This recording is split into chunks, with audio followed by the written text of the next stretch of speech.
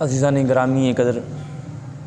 حضور نبی رحمت شفیع معظم صلی اللہ علیہ وآلہ وسلم نے انسان کی مختلف مشکلات کے لیے مختلف وظائف سنت مصطفیٰ صلی اللہ علیہ وسلم میں ملتے ہیں۔ حضور نبی رحمت صلی اللہ علیہ وآلہ وسلم سے ایک حدیث مبارکہ سے ایک ملتا ہے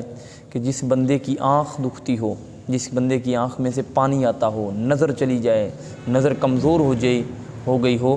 اس کے لیے ایک وظیفہ ہے کہ وہ انسان جو ہے وہ اپنی آنکھ کے اوپر اول آخر 11 مرتبہ درود پاک، آخر پر 11 مرتبہ درود پاک